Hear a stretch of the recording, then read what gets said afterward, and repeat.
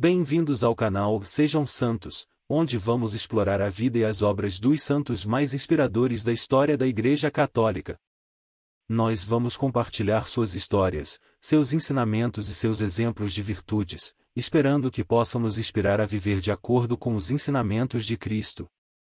Então, se você quer aprender mais sobre esses santos e descobrir como suas vidas podem ser caminhos que nos levam a Jesus Cristo para nós hoje, inscreva-se no nosso canal e deixe o seu like. Inscreva-se hoje mesmo, divulgue nosso canal a seus amigos e comunidades e nos ajude o nosso canal para que possamos alcançar mais pessoas na divulgação a conhecer mais a vida dos santos. Onde a santidade é uma jornada diária. Faça parte dessa comunidade de busca pela santidade.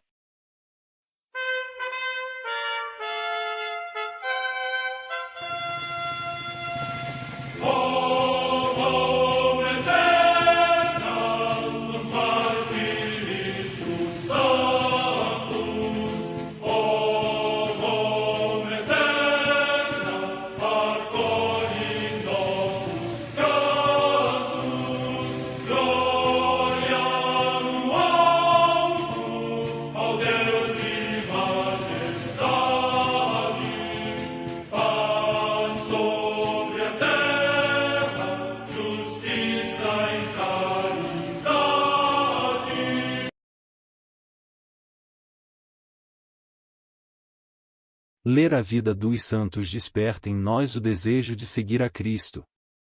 Através de suas vidas podemos aprender as virtudes, a sabedoria e o amor de Deus. Cada santo nos oferece um modelo de vida a ser imitado, como diz São Paulo na carta aos Hebreus, capítulo 12, versículo 1. Estamos rodeados por uma nuvem de testemunhas. A Igreja foi fundada por nosso Senhor Jesus Cristo não apenas como uma instituição, mas uma autêntica família. Os santos mártires, confessores, doutores, as virgens, os santos pastores e todos os demais santos são realmente nossos irmãos que nos precederam no caminho da fé e já estão no céu, para onde também iremos nós, pela graça de Deus. Portanto, sede santos, assim como o vosso Pai Celeste é santo. Mateus capítulo 5, versículo 48. Hoje, dia 24 de agosto, celebra a Igreja a vida desse grande santo, São Bartolomeu Apóstolo. A Santa Igreja comemora também nesse dia os santos. Em Claudiópolis, cidade da Honoríade, hoje Bolu, na Turquia, São Tassião, mártir. Data da morte incerta. Em Clichy, no território de Paris, na atual França, o passamento de Santo Aldeno, bispo de Rouen, que, deixando o cargo de conselheiro do rei Dagoberto, foi elevado ao episcopado e governou com sucesso a sua igreja durante 43 anos, durante os quais fundou muitas igrejas e promoveu a construção de vários mosteiros. Morte no ano 684. No Monte Olimpo, na Bitínia, hoje na Turquia, São Jorge Limniota, monge, que censurou a impiedade do imperador Leão III por ter destruído as sagradas imagens e lançado ao fogo as relíquias dos santos, por isso foi-lhe cortado o nariz e queimada a cabeça por ordem imperial, e assim com a glória do martírio foi ao encontro do Senhor. Morte no ano 730. Em Lima, no Peru, o dia natal de Santa Rosa, cuja memória se celebra no dia anterior. Morte no ano 1617. Em Angers, na França, o beato André Fardial, presbítero e mártir, que, durante a Revolução Francesa, em ódio ao sacerdócio foi degolado. Morte no ano 1794. Em Nápoles, na Campânia, região da Itália, Santa Joana Antida Toure, virgem, que prosseguiu a vida religiosa, interrompida durante a Revolução Francesa, juntamente com algumas companheiras, que em Besançon agregou a si na nova Sociedade das Irmãs da Caridade, destinada à formação cristã e civil da juventude, à assistência de caridade para as crianças desamparadas e ao cuidado dos pobres e dos enfermos, expirou afectada por grandes tribulações. Morte no ano 1826. Em Marsella, na França, Santa Emília de Vialar, virgem, que, na intenção de fortalecer a difusão do Evangelho em regiões longínquas, fundou e propagou a Congregação das Irmãs de São José da Aparição. Morte no ano 1856. Em Valência, na Espanha, Santa Maria Micaela do Santíssimo Sacramento, Micaela Desmaisieres, Virgem, fundadora da Congregação das Escravas do Santíssimo Sacramento e da Caridade, que, movida pela sua incansável tenacidade e desejo ardente de salvar almas para Deus, dedicou a sua vida à recuperação das jovens moralmente extraviadas e das meretrizes. Morte no ano 1865. Em Tulca, no Equador, a Beata Maria da Encarnação, Maria Vicenta Rosal, que fundou a Ordem Betlemita, destinada especialmente a promover a dignidade da mulher e formar cristamente as jovens. Morte no ano 1886. Em Toledo, na Espanha, o Beato José Paulo Benito, presbítero da Diocese de Salamanca e mártir, que foi assassinado em ódio à Igreja. Morte no ano 1936. Em Penas de São Pedro, perto de Albacete, também na Espanha, o Beato Rigoberto Aquilino de Anta Y de Barrio, presbítero da Diocese de Múrcia e mártir, que deu a vida por Cristo na mesma perseguição. Morte no ano 1936. Em Madrid, também na Espanha, o Beato Félix González Tejedor, presbítero da Sociedade Salesiana e mártir, que, durante a mesma perseguição, morreu por causa do seu corajoso testemunho da fé. Morte no ano 1936. Em Málaga, também na Espanha, o Beato Manuel Fernandes Ferro, presbítero da Sociedade Salesiana e mártir, que na mesma perseguição derramou o seu sangue por Cristo. Morte no ano 1936. Em Gijón, também na Espanha, o Beato João Pérez Rodrigues, presbítero da Ordem de Santo Agostinho e mártir, que na mesma perseguição morreu professando a sua fé em Cristo. Morte no ano 1936. No campo de concentração de Dachau, próximo de Munique, cidade da Baviera, na Alemanha, o Beato Maximiano Benkiewicz, presbítero e mártir, que, durante a guerra, deportado pelos soldados invasores da Polônia, sua pátria, por causa da sua fé em Cristo, faleceu vítima dos tormentos e suplícios suportados no desumano cativeiro. Morte no ano 1942. Em Dresda, na Alemanha, os Beatos Czesław Józwiak, Eduardo Kazmieski, Francisco Key, Eduardo Klinik e Arogniewo Wojciechowski, mártires, naturais da Polônia, que, na mesma perseguição, foram encarcerados, e trespassados por golpes de baionetas, consumaram o martírio. Morte no ano 1942. História de São Bartolomeu. São Bartolomeu foi um dos 12 discípulos de Jesus Cristo. Seu nome vem da língua aramaica e faz uma referência ao nome de seu pai. Bartolomeu vem de Bartalmai e significa filho de Talmai. São Bartolomeu é Natanael. As narrações bíblicas não enfocam São Bartolomeu de maneira especial. A não ser numa passagem do Evangelho de João, as passagens bíblicas limitam-se a citar seu nome entre os 12 escolhidos por Jesus. Sabe-se, porém, através dos Evangelhos, que Bartolomeu é o mesmo apóstolo Natanael, citado em outros trechos evangélicos. Isso fica bastante claro quando se faz uma comparação entre os evangelhos canônicos. Desdém a Nazaré. Natanael é um nome que quer dizer Deus deu. Este nome ganha um novo sentido se observarmos que Natanael veio de Caná da Galileia. Lá, ele presenciou o primeiro milagre de Jesus, nas famosas bodas de Caná.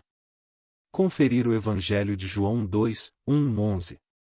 Como São João Evangelista nos conta, o discípulo Filipe contou a Natanael, ou Bartolomeu, que tinha acabado de encontrar o Messias. E disse-lhe ainda que o Salvador vinha de Nazaré. Natanael imediatamente respondeu conforme o conhecimento da época.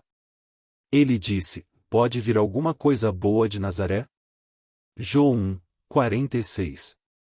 Essa pergunta de São Bartolomeu mostra claramente que o Messias, ou o Salvador, era esperado como um grande general, vindo de lugares importantes de Israel, e não de um vilarejo perdido na Galiléia chamado Nazaré. O apóstolo Bartolomeu, nos antigos elencos dos 12 é sempre colocado antes de Mateus, enquanto varia o nome daquele que o precede e que pode ser Filipe ou Tomé. O seu nome é claramente um patronímico, porque é formulado com uma referência explícita ao nome do Pai. De fato, Trata-se de um nome provavelmente com uma marca aramaica, Bar Talmai, que significa precisamente filho de Talmai. Não temos notícias de relevo acerca de Bartolomeu, com efeito, o seu nome recorre sempre apenas no âmbito dos elencos dos 12 acima citados, e por conseguinte, nunca está no centro de narração alguma. Mas, tradicionalmente ele é identificado com Natanael, um nome que significa Deus deu. Este Natanael provinha de Caná e portanto é possível que tenha sido testemunha do grande sinal realizado por Jesus naquele lugar. A identificação das duas personagens provavelmente é motivada pelo fato que este Natanael, no episódio de vocação narrada pelo Evangelho de João, é colocado ao lado de Filipe, isto é, no lugar que Bartolomeu ocupa nos elencos dos apóstolos narrados pelos outros evangelhos. Filipe tinha comunicado a este Natanael que encontrara aquele sobre quem escreveram Moisés, na lei, e os profetas, e Jesus, filho de José de Nazaré. Como sabemos, Natanael atribuiu-lhe um preconceito bastante pesado, e de Nazaré pode vir alguma coisa boa? Esta espécie de contestação é, à sua maneira, importante para nós. De fato, ela mostra-nos que, segundo as expectativas judaicas, o Messias não podia provir de uma aldeia tanto obscura como era precisamente Nazaré. Veja também mais, ao mesmo tempo realça a liberdade de Deus, que surpreende as nossas expectativas fazendo-se encontrar precisamente onde não o esperávamos. Por outro lado, sabemos que Jesus na realidade não era exclusivamente de Nazaré, pois tinha nascido em Belém e que por fim provinha do céu, do Pai que está no céu. Outra reflexão sugere-nos a vicissitude de Natanael. Na nossa relação com Jesus não devemos contentar-nos unicamente com as palavras. Filipe, na sua resposta, faz um convite significativo: vem e verás. O nosso conhecimento de Jesus precisa sobretudo de uma experiência viva. O testemunho de outrem é certamente importante, porque normalmente toda a nossa vida cristã começa com um anúncio que chega até nós por obra de uma ou de várias testemunhas. Mas depois devemos ser nós próprios a deixar-nos envolver pessoalmente numa relação íntima e profunda com Jesus, de maneira análoga aos samaritanos, depois de terem ouvido o testemunho da sua concidadã que Jesus tinha encontrado ao lado do poço de Jacó, quiseram falar diretamente com ele e, depois deste colóquio, disseram à mulher: já não é pelas tuas palavras que acreditamos, nós próprios ouvimos e sabemos que ele é verdadeiramente o Salvador do mundo.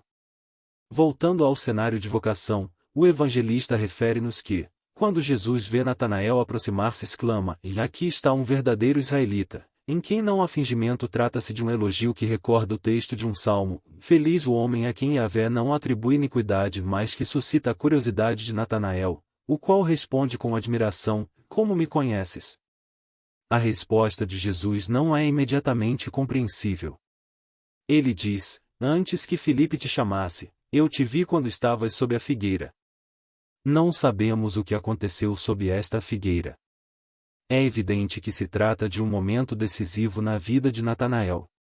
Ele sente-se comovido com estas palavras de Jesus, sente-se compreendido e compreende: este homem sabe tudo de mim, ele sabe e conhece o caminho da vida, a este homem posso realmente confiar-me. E assim responde com uma confissão de fé límpida e bela, dizendo: Rabi, tu és o Filho de Deus, tu és o Rei de Israel. João 1:49. Nela é dado um primeiro e importante passo no percurso de adesão a Jesus. As palavras de Natanael ressaltam um aspecto duplo e complementar da identidade de Jesus. Ele é reconhecido quer na sua relação especial com Deus Pai, do qual é filho unigênito, quer na relação com o povo de Israel, do qual é proclamado Rei, qualificação própria do Messias esperado. Nunca devemos perder de vista nenhuma destas duas componentes, porque se proclamamos apenas a dimensão celeste de Jesus, corremos o risco de o transformar num ser sublime e evanescente, e se ao contrário reconhecemos apenas a sua colocação concreta na história, acabamos por descuidar a dimensão divina que propriamente o qualifica. Da sucessiva atividade apostólica de Bartolomeu Natanael não temos notícias claras. Segundo uma informação referida pelo historiador Eusébio do século IV, um certo Panteno teria encontrado até na Índia os sinais de uma presença de Bartolomeu. Na tradição posterior, a partir da Idade Média, impôs-se a narração da sua morte por esfolamento, que se tornou muito popular. Pense-se na conhecidíssima cena do Juízo Universal na Capela Sistina, na qual Michelangelo pintou São Bartolomeu que segura com a mão esquerda a sua pele, sobre a qual o artista deixou o seu autorretrato. As suas relíquias são veneradas aqui em Roma na igreja a ele dedicada na Ilha Tiberina, aonde teriam sido levadas pelo imperador alemão Otão III no ano de 983. Para concluir, podemos dizer que a figura de São Bartolomeu, mesmo sendo escassas as informações acerca dele, permanece contudo diante de nós para nos dizer que a adesão a Jesus pode ser vivida e testemunhada também sem cumprir obras sensacionais. Extraordinário é e permanece o próprio Jesus, ao qual cada um de nós está chamado a consagrar a própria vida e a própria morte. O encontro pessoal com Jesus. Quando São Bartolomeu se encontrou com Jesus, aquele Messias vindo de Nazaré, recebeu do Mestre um elogio inesperado.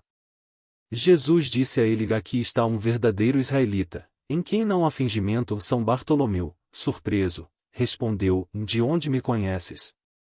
Jesus respondeu revelando a ele sua messianidade: antes que Filipe te chamasse, eu te vi quando estavas sob a figueira. Sem dúvida, Jesus faz menção a um momento importante na vida de Bartolomeu.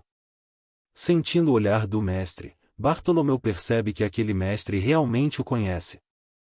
Depois desse momento, Bartolomeu decide seguir o Mestre e faz a sua profissão de fé em Jesus.